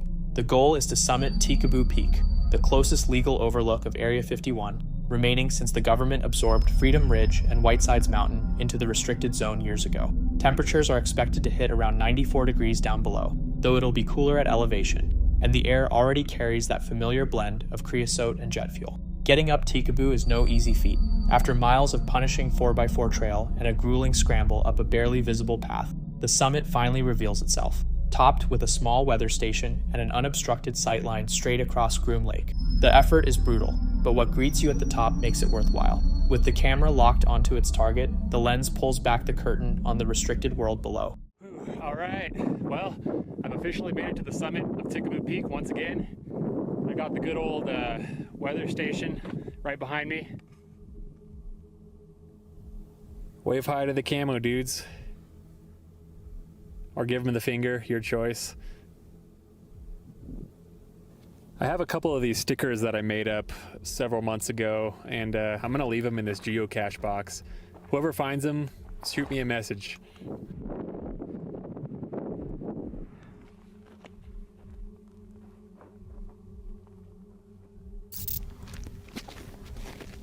Wow, I can really see up close in there. That's pretty crazy. I honestly wasn't expecting it to be this good. Wow. So here's the cluster of hangars and the tower, kind of at the north portion of the base. I'm gonna look around carefully. It's hard to pan and keep it smooth, but I'm gonna try and see if I can. Through the telephoto glass, enormous hangars begin to resolve into focus. Massive structures along the northern edge of the base, including what looks very much like the infamous Hangar 18. A nearby wildfire hasn't produced any obscuring haze, just a faint heat shimmer rising off the desert floor. Conditions couldn't be better, and then, right as the shot steadies, something stirs. An F-16 rolls down the runway and climbs into the air. The moment is perfectly timed. Groom Lake is known to keep a handful of F-16s around as chase aircraft for experimental test flights, and catching one lifting off from 26 miles away is genuinely uncommon. Shortly after, a dark vehicle drifts into frame, then another, followed by a white van. The base is waking up, headlights cutting through the dusk, figures moving in and out of hangars, all of it documented through a lens held steady by pure determination. No way. I definitely just saw an F-16 taking off here. There it is. Groom Lake keeps this fleet of F-16s that they use as chase planes. It's super cool to see one of these taking off. Wow, I didn't expect that. Damn. I think I did an okay job tracking it.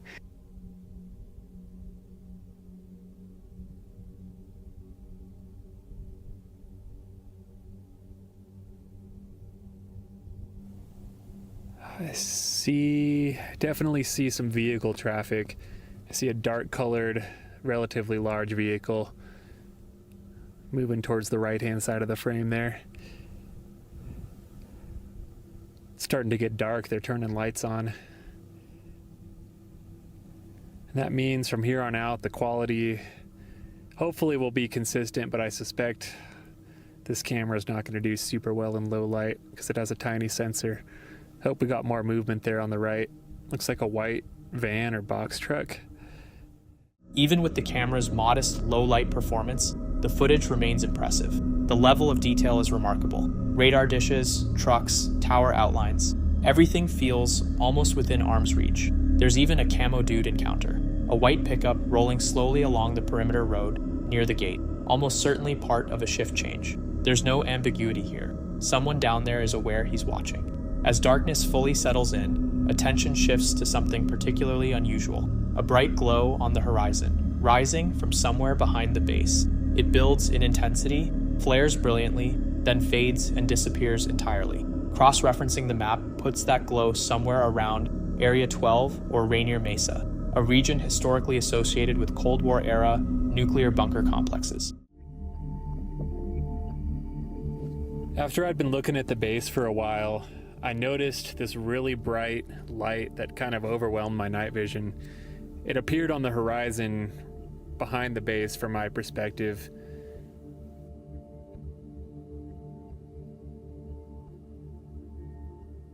It started off pretty dim, and then it got really bright. Then it got dim again, and then faded completely out of view. It was really hard to make out what it was because it was so bright, overwhelming everything else around it. Looking at my map, it looks like it was coming from the region of Area 12 or Rainier Mesa. Interestingly, this area has a lot of underground bunkers. They were used for nuclear testing back in the day. Whether it was a scheduled test, a signal flare, or something else altogether, the way it appeared and vanished without explanation is simply not something you can brush aside. The following morning offers no downtime. Running on coffee and a growing desire to escape the watchful camera mounted on Tekabu's summit, he decides to push on in search of a second, far less documented peak that might offer a fresh angle. This unnamed mountain is a punishing climb, steep, relentless, and unforgiving. But once at the top, the perspective changes completely. Structures that were completely out of view from Tekabu are now plainly visible, including the Janet terminal, where those unmarked white aircraft quietly shuttle workers to and from the base each day. A solitary Janet sits waiting on the tarmac, and as darkness returns, it lifts off and heads toward Las Vegas, carrying its anonymous passengers into the night. Janet flight sat on the tarmac. I settled in for the night and watched it take off.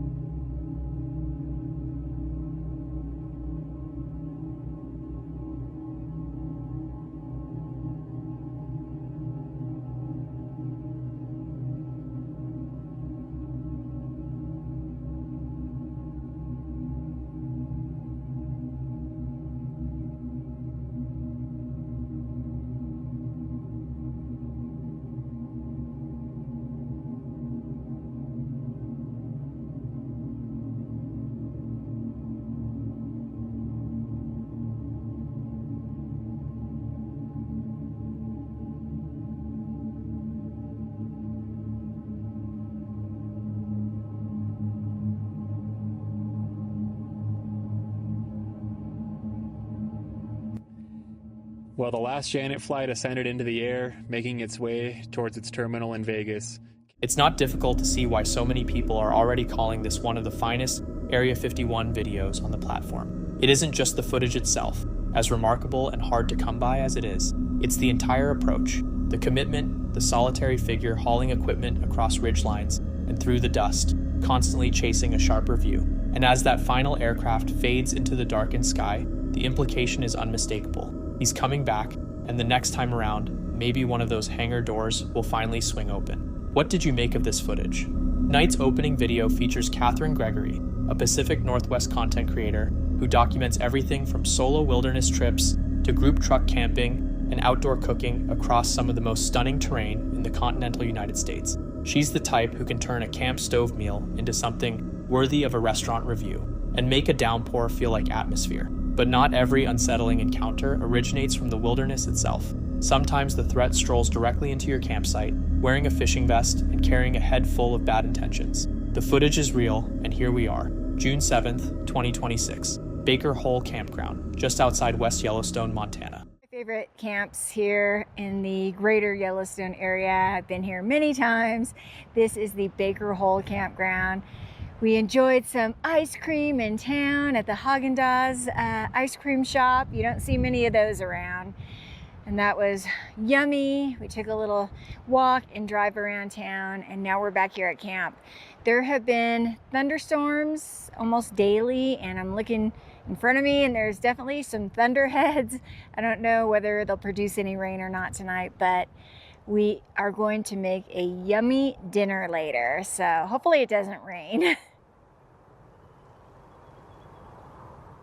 The scene. River access, steady weather, a fire going, food ready to go. The particular contentment of landing a perfect spot on a perfect evening. The kind of night that makes the real world feel completely made up. The trouble with a great spot, though, is that you're never the only one who knows about it. Freaked out in a situation and wanted to leave camp, and we had an interesting situation just happen. We were planning on making dinner at camp, as I had mentioned earlier, and as we were sitting around doing chores, packing things up and organizing things, a person that is not camped in our campground parked in a little space right across from our camp to go fish the river. However, he came right into our camp and was very aggressive, trying to be friendly, definitely trying to be friendly, but felt very off. He felt like he was maybe on something. He just wasn't acting normal. He told a lot of stories, and his stories changed all the time, and it just...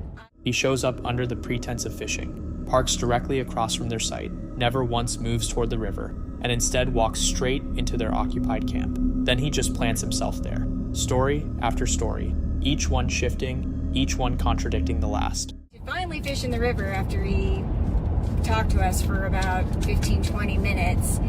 And the problem is that his car is parked by our camp, and he's gonna come back through, and I'm sure he's gonna want to sit and talk to us again, and I don't feel comfortable at all. I just did not. So we are leaving camp, and we're gonna go out to eat, and it's kind of a bummer that we were kind of driven out of our own camp, but like the hairs on my neck stood up. Something was just off. So yeah, so that's what we're doing. I will make that dinner tomorrow night. Just have to be postponed for a little bit, and hopefully when we go back, he's... Catherine keeps the camera rolling, partly for content, partly because something about this man is setting off an alarm she can't quite articulate yet. Then Joey laughs. Just a natural, offhand reaction, nothing loaded about it. That's when the facade cracks. The stranger's head whips toward him. Why are you laughing? Clipped, aggressive. The kind of question that isn't looking for an answer, it's looking for compliance. That's the moment Catherine feels it all hit at once. The raised hairs, the adrenaline surge, every piece of ancient threat detection hardware firing simultaneously.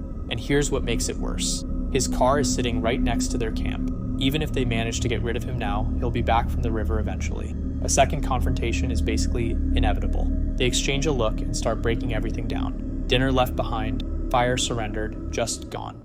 Waiting it out a little bit. We want to be sure, hopefully, we're not going to be sure until we get there, but we want to give it some time so maybe this person will have left the area. It was a really strange situation. I mean, we both felt it.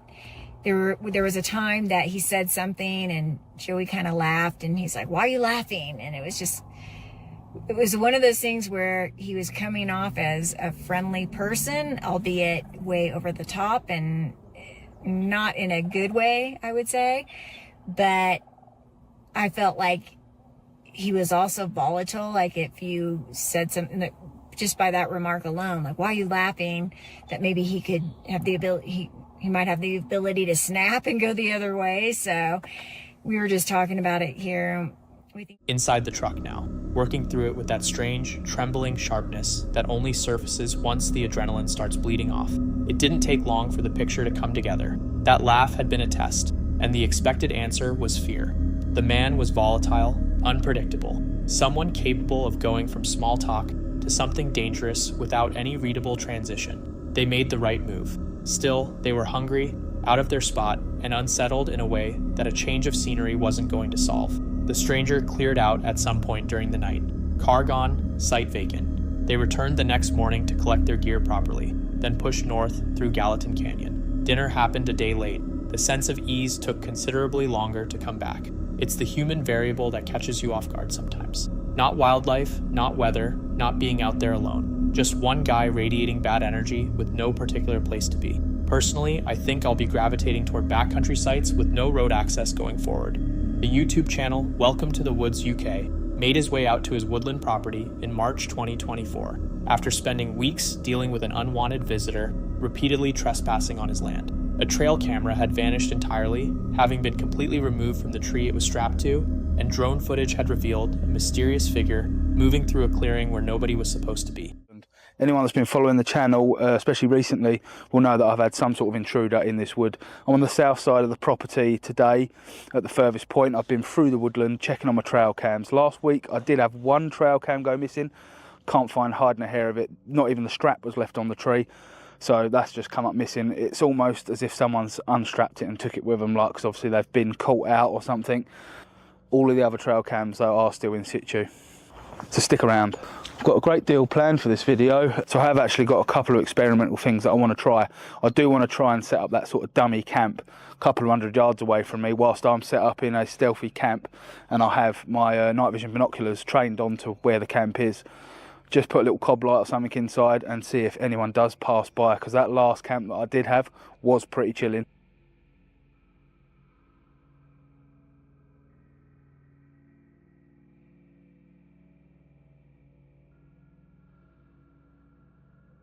So for the last 2.5 weeks I have been using my drone for aerial surveillance on this. Might sound funny, but it can actually cover a big area and it can see a lot wider vision than what I can be in the woods on the floor. So I've been using that. 2.5 weeks in, I did catch something that did catch my attention.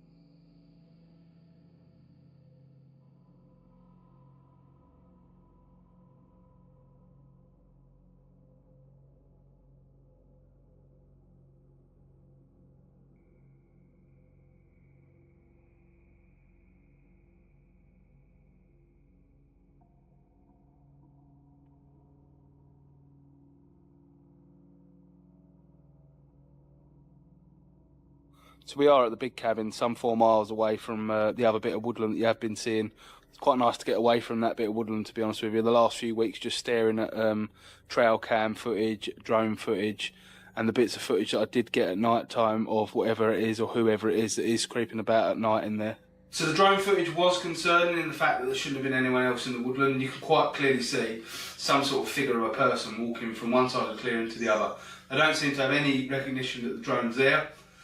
Although the drone was going quite fast, I obviously slowed it down.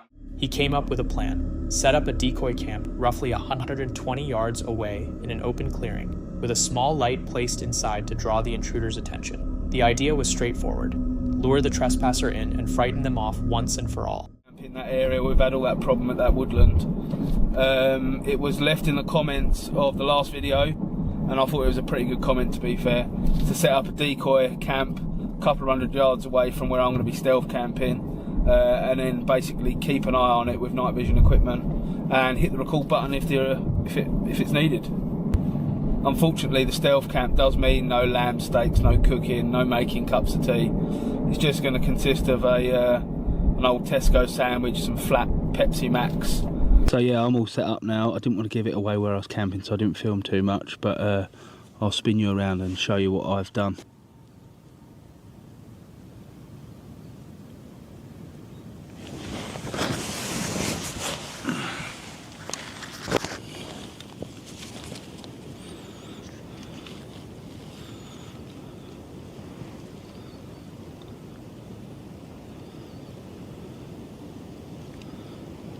Don't know if you can see it, but just against that tree that's out there in the opening, that is the decoy camp.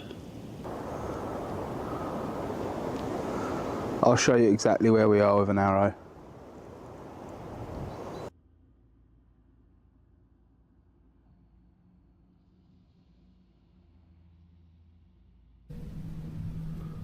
As you can see, once you're shut inside, it is quite cosy.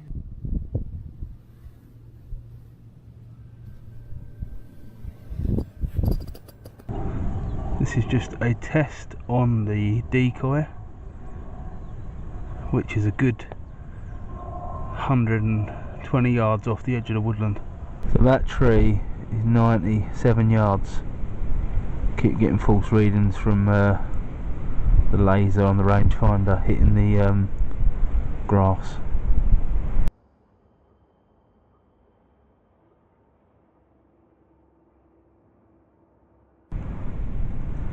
So behind this decoy setup here is the east part of our woodland where the new cabin's being built, and we've got plenty of clearing here to see if anyone comes around. I'm going to put a cob light inside and turn it on just as it gets dark, so as it acts as a bit of an attractor. That wind's getting up. In the event that we are successful, I will hit record on the night vision binoculars. I'll also light that area up with a high powered torch that I've got, and I shall shout the odds and hopefully scare this person away to never coming back here ever again. As darkness settled in, something landed near him, either a branch falling or something thrown. Then came sounds that froze him in place. The noises were unlike anything he could rationalize, nothing that matched any animal he'd heard before.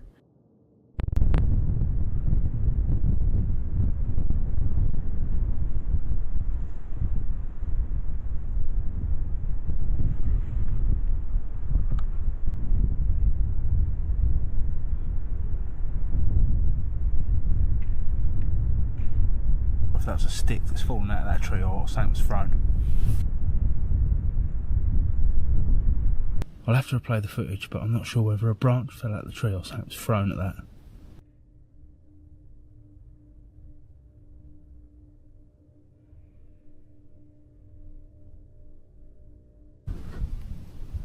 I want to keep this light as low as I can, but it sounds like a woman shouting or screaming. Jesus. Jesus. The hell is that? What the hell is that? Switch over to night vision 1 second.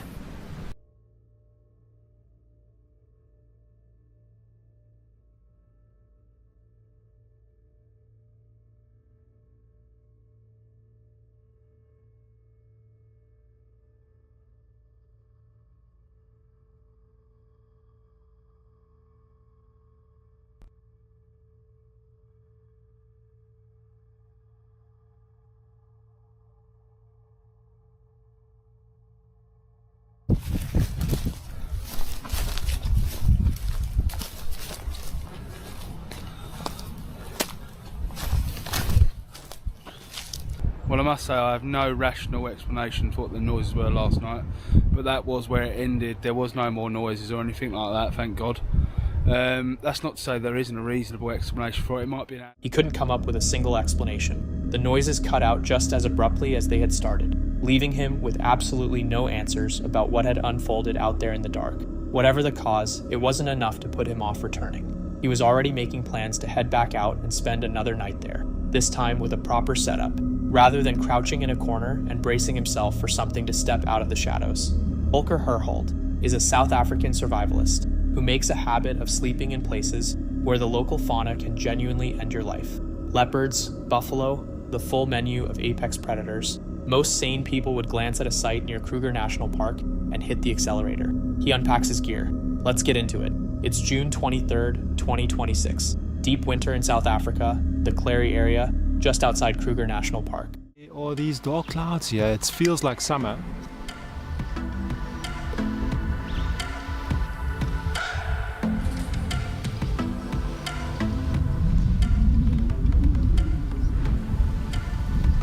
Very strange. Very strange. It's middle of winter. There's a warm wind blowing. Camp setup is underway when the wind rolls in. Violent, unseasonably warm, completely out of place for a South African winter night. The bush operates on its own schedule, and this doesn't fit it. Something in the surrounding environment has already changed before anything you can see has happened.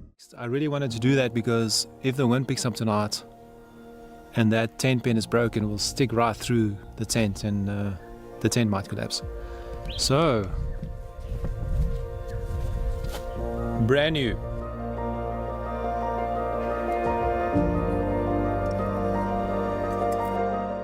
Darkness falls, the wind peaks and strips away everything with it. Every ambient sound the bush normally carries. Every rustle, every footfall, total acoustic silence. He's making dinner over the fire in a place where the animals around him can and will kill him, and he can no longer hear a single one of them coming. Yeah, they're not too happy, eh?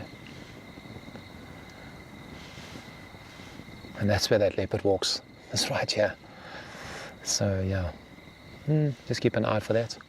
The monkeys erupt. Alarm calls. Frantic, explosive, coming from directly above a known animal trail.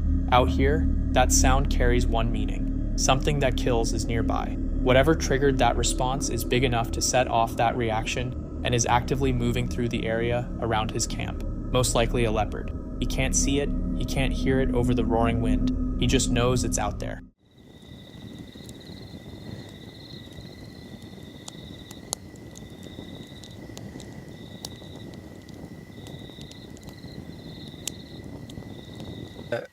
Something here, though. There's something very close.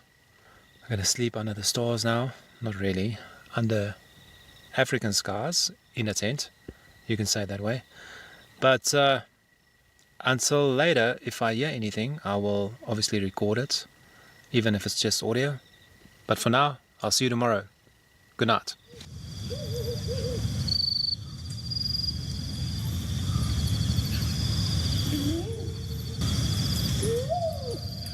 He's inside the tent now, just listening. Heavy, deliberate movements tracking just outside the campsite perimeter, close enough that there's no question about the distance. Something with serious power is on the other side of a thin sheet of fabric. He goes completely motionless and waits for dawn. When morning comes, he finds enormous fresh buffalo tracks right next to the tent. A whole herd had settled down mere inches from where he was sleeping, and nearby, the unmistakable scent of fresh cat urine along the edge of camp. The leopard had been there as well, both of them, moving through the dark while he lay still and prayed for sunrise. That was far, far too close. Brought to you by Cam Prime, a channel built around solitude, the natural world, and the quiet strength that grows from spending nights far outside your comfort zone. In this episode, Ren heads out on his own once more, this time bound for a location wrapped in deeply unsettling local legend. Tucked away in a Japanese forest, far removed from any trace of civilization, his plan is simple: sleep the night in his car. But what begins as a peaceful retreat gradually shifts into something harder to shake. A hushed forest, a crumbling structure, and a mounting feeling that he may not be out there alone.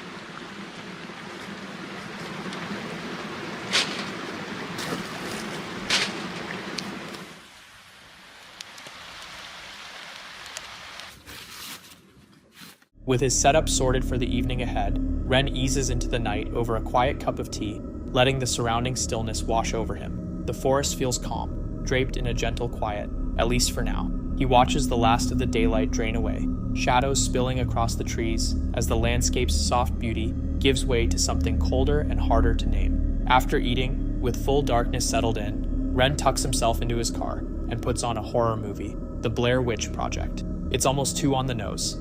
A film about young people swallowed by a forest, tormented by something they can never quite see. He chuckles at the irony at first, but the longer it runs, the thinner that boundary between fiction and reality starts to feel.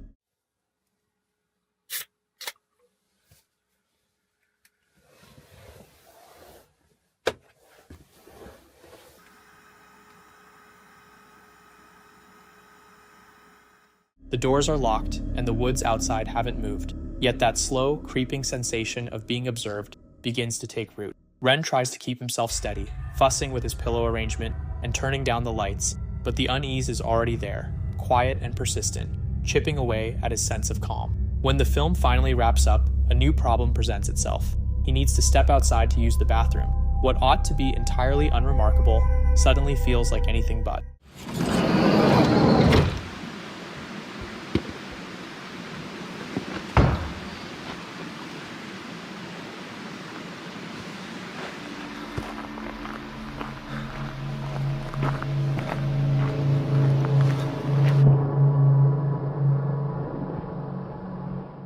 The moment his feet hit the trail, the forest seems transformed. The dark feels denser somehow, the quiet total. Then, cutting through the trees, a sudden glimmer, 2 faint points of reflected light, suspended in the distance.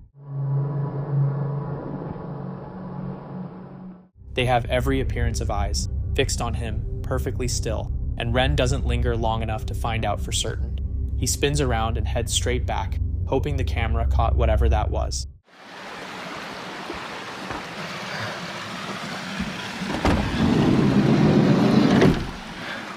Safely back inside the car, he goes through the motions of winding down, brushing his teeth, rolling out his sleeping mat, talking himself into the idea that nothing is coming. But sleep in a place like this is never solid. Every creak threatens to be a footstep. Every stir of wind sounds like breath pressing against the glass. And yet somehow the hours pass without incident.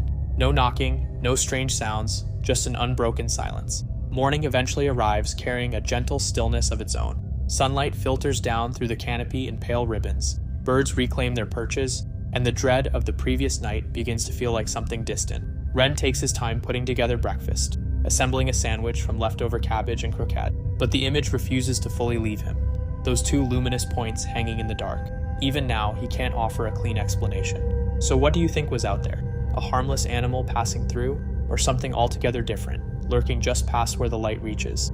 In October 2023, a novice YouTuber going by Wild Camper strung up his hammock in a quiet stretch of woodland about 30 minutes from home, convinced he'd stumbled onto a great new camping spot. The evening began like any other, chestnuts dropping through the canopy, the familiar ambient sounds of the forest doing its thing. Then, somewhere around 3 in the morning, the rain rolled in, and it brought something along with it.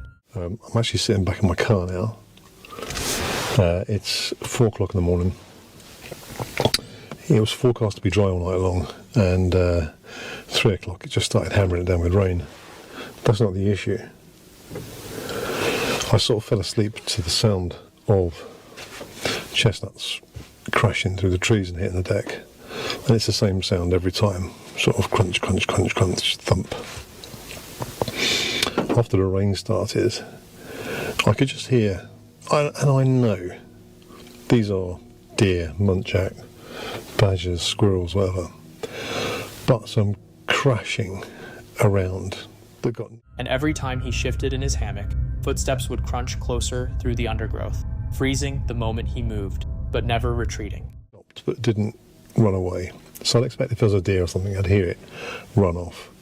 But the weirdest thing was, the rain started. Then came a massive thud right beside him, something solid and heavy striking the ground and bouncing. He unzipped the hammock, clicked on his torch, and discovered a rock sitting there that definitely hadn't been there before. Then another landed, then another, 3 or 4 rocks in total, dropping out of the darkness around his hammock. A massive, massive thud hits the ground and bounces. And I jumped up, unzipped it, put my torch on, and there's a rock on the floor that wasn't there when I went to bed. And I lay back down, and I'm just laying there listening. Then another one. And then another one. This went on 3 or 4 times. Then a large branch slammed into his tarp. No crack, no snapping sound from above, just sudden impact. Every time he scrambled out to investigate, there was nothing. Nothing moving, nothing fleeing, just dead silence. Just a large branch hit my tarp. It bounced the tarp down onto the hammock and then bounced off the tent. And every time I jumped up and got out, there was no movement, there was no nothing. Now, I don't know what it was. Nature, Bigfoot, chucking stuff. I don't really believe in Bigfoot, by the way.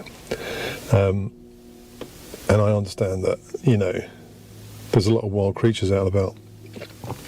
But this has completely freaked me out to the point where the only time I was happy was if I was out of my hammock. He pulled up camp at 4 in the morning and retreated to his car, too rattled to stick around. When he came back at first light to retrieve his gear, things were still crashing and bouncing toward him in broad daylight with absolutely no explanation.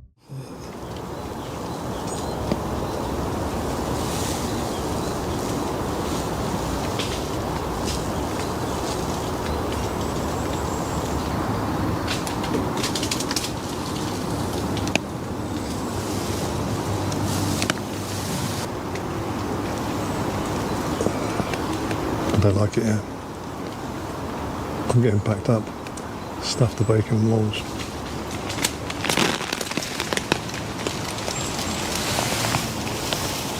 Well, I'm getting packed up. I'm getting out of this quick as I can. Literally, while I'm standing here now, it is daylight, okay? So I can see everything.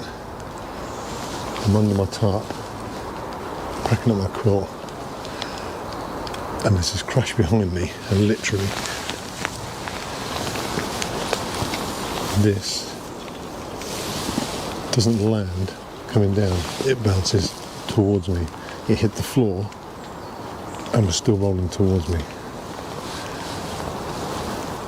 On his way out, a man walking along the road spotted him emerging from the tree line and asked whether he'd been sleeping in there. When he confirmed he had, the man simply laughed and told him others had attempted it before, but nobody ever made it through the night. It's just there. And there's a man just walking down the road by me, and he saw me and he went, "All right." And I was like, "All right." He went, "You been camping in the woods?" I said, "Yeah, I just did a little hammock camp." And he says, he went, "You're brave." I said, "Why is that?" And he went, "People have done it before, no one's lasted." I said, "What do you mean?" And he just laughed and he went, "You know what I mean." I walked off. And I'm like, yeah, this is just doubled my thoughts of... The camper never went back.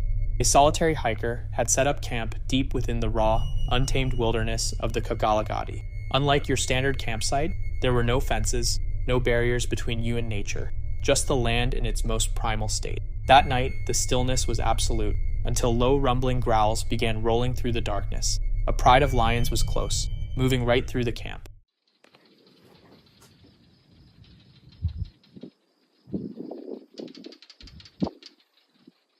The Kagalagadi has a reputation for exactly these kinds of intimate encounters.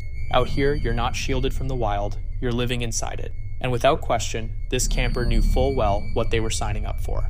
In 2014, a hunter and camper's tree stand camera recorded a moment of pure, gut-wrenching danger, one that shattered every sense of security, even from the elevated platform designed to keep hunters safe. Early in the clip, a sow bear drifts into view, nose working the air. She seems wary, but composed, right up until she spots the person perched above her. With almost no hesitation, she starts making her way up the tree. The camera, fixed to the stand, begins to tremble. The bear's muzzle edges into the frame. You can hear the scrape of claws biting into bark, and for one breathless second, they're staring directly at each other.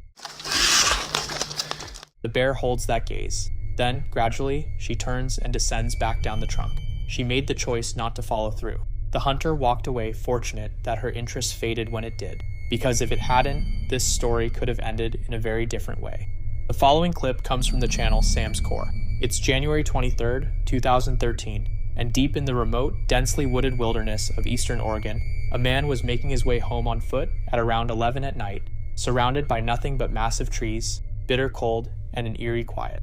What started out as an ordinary late-night walk, however, took a sharp turn into something deeply unsettling. From somewhere out in the darkness of the forest, a strange noise broke through the silence. It resembled laughter, yet it didn't sound anything like a human being. It began far off in the distance, but gradually, steadily, it started drawing nearer. January 21st, about 11 p.m. I'm a couple hundred feet from my house, and you hear it going off in the background right now. Kind of sounds weird. Kind of sounds doggish, hyena-ish, but you can hear it going off in the background right now. It's really kind of strange, just to say the least. It's been going off for about 15-20 minutes so far by the fire station. And it's pretty crazy, so if you can listen, that'd be crazy. Hold on.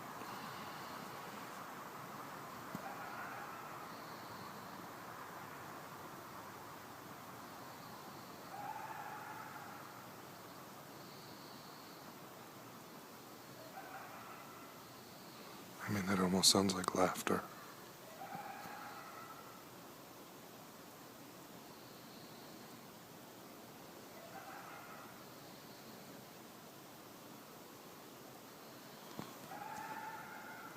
It's actually gotten closer since it started. It's probably only 200 feet, 300 feet from me right now.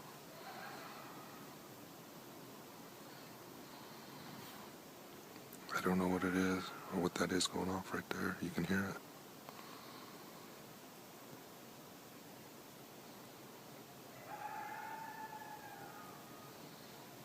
I mean, I've seen foxes and coyotes around here for a long time, and I'm not sure why, if foxes and coyotes have been around here that long, why we wouldn't have heard them before. And all of a sudden, since November, things have been just going crazy around our community.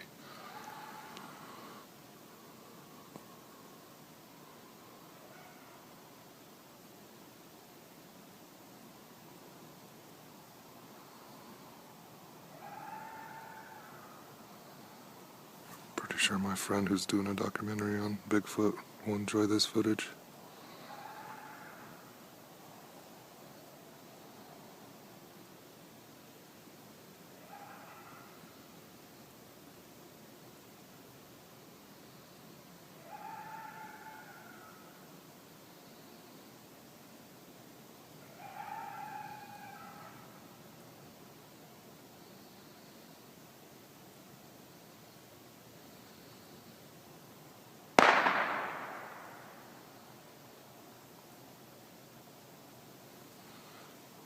That was a gunshot.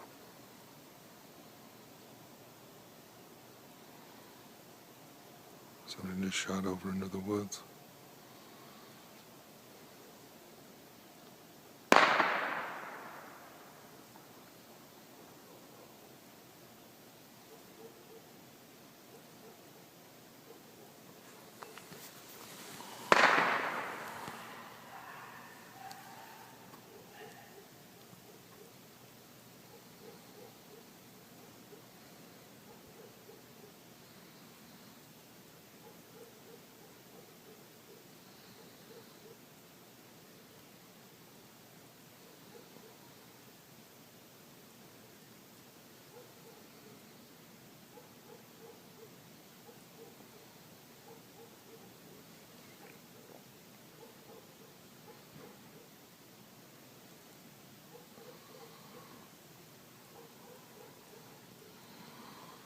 I don't know what that was. I'm pretty sure somebody was shooting a 22 or something into the swamp. It's pretty much stopped in the last minute. But I'm just gonna stay and stick it around, seeing if I see anything weird. What this footage picked up ranks among the most disturbing audio ever recorded out in the wild. Haunting howls, unnerving shrieks, and something that genuinely resembles giggling. Then, the moment a few gunshots crack through the night air, it all goes dead silent, as though whatever was out there had either been frightened away or gotten what it came for. So, what's your take? What do you think was responsible for those unsettling sounds? An animal? A mentally unstable individual? Something supernatural? Or maybe, as certain viewers have suggested, an actual Bigfoot sighting? Drop your thoughts down in the comments. Maybe it isn't the creatures of the wild we need to worry about most, but fellow human beings. In the most isolated and shadowy corners we venture into, it's often the sudden realization that someone else is out there with you that transforms an exciting adventure into a genuinely horrifying ordeal. On the 9th of November 2017, a man by the name of John made camp close to a decrepit old farmhouse buried deep within the forest. The locals had long claimed the place was haunted, but John's interest was purely in the abandonment and decay. As darkness crept in, he wandered through the structures, chatting casually into his camera the whole time, completely oblivious to what lurked behind him. It wasn't until later, once he'd posted the footage online, that John spotted something that stopped him cold. A ghostly white figure, motionless behind a tree, had been watching him the entire time. He never noticed it while he was there, only the camera caught it. And honestly, it's probably a good thing John never turned around that night, because who knows what would